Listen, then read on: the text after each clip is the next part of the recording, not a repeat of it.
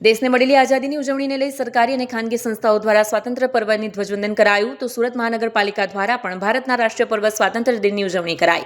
સુરત મહાનગરપાલિકા દ્વારા કતારગામ ઝોનમાં ગઝીરા સર્કલ પાસે આવેલ ડોક્ટર શ્યામાપ્રસાદ મુખર્જી લેક ગાર્ડનની બાજુમાં કાંસાનગર ક્રિકેટ ગ્રાઉન્ડ ખાતે આવેલ 79માં સ્વાતંત્ર્ય પર્વની ઉજવણી કરાઈ। સુરતના પ્રથમ નાગરિક મેયર દક્ષેશ માવાણીના હસ્તે ધ્વજવંદન કરાયું।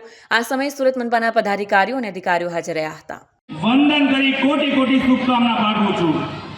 આજના શુભ અવસરે પધારેલા સૌ બાળકો, વિદ્યાર્થીઓ, નગરજનો, નગરસેવકો, મ્યુનિસિપલ કમિશનરશ્રી, ધારાસભ્યશ્રીઓ, અધિકારીશ્રીઓ, કર્મચારીશ્રીઓ, ભાઈઓ, બહેનો, પત્રકાર મિત્રો તેમજ વિવિધ ક્ષેત્રના કર્મવીરો આજના રાષ્ટ્રીય પર્વને આવકારું છું। વધુ પારસી નૂતન વર્ષના વિશેષ અવસર પર સમસ્ત પારસી પરિવારના મારા નવરોજ મુબારક।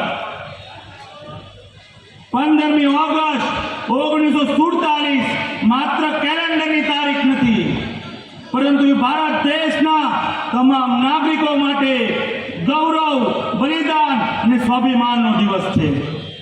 1947માં 15મી ઓગસ્ટનો દિવસ ભારતના ઇતિહાસમાં સુવર્ણ રીતે અંકિત થયો છે। આ દિવસ ભારતના બ્રિટિશ શાસનમાંથી આઝાદી મળી હતી। આ એક કઠિન અને લાંબો સંઘર્ષ હતો, જેમાં ઘણા સ્વાતંત્ર્ય સેનાનીઓ અને મહાપુરુષે આપણી આ વહાલી માતૃભૂમિ માટે પોતાનું જીવન બલિદાન આપ્યું હતું। આજનો આ દિવસ આપણા સૌર માટે ધન્યની ઘડીની ઝાંખી પ્રસ્તુત કરે છે। આપણા શહીદો અને લડવૈયાનો અથાગ પરિશ્રમ અને બલિદાનના કારણે આપણે આ સૌભાગ્ય પ્રાપ્ત થયું છે।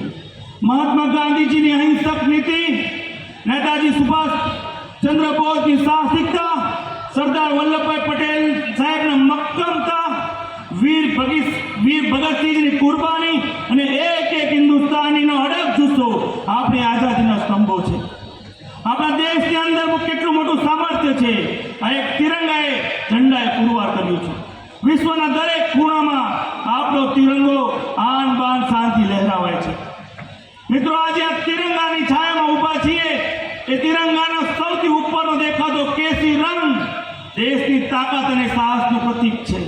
મધ્યમાં સફેદ રંગ શાંતિ, સંવાદિતા, તમામ ધર્મનું સન્માન શીખવે છે। સૌથી નીચેનો લીલો રંગ દેશના વિકાસ અને સમૃદ્ધિનું પ્રતીક છે। ધ્વજની મધ્યમાં રહેલા અશોક ચક્ર આપને સતત આગળ વધવાની પ્રેરણા આપે છે।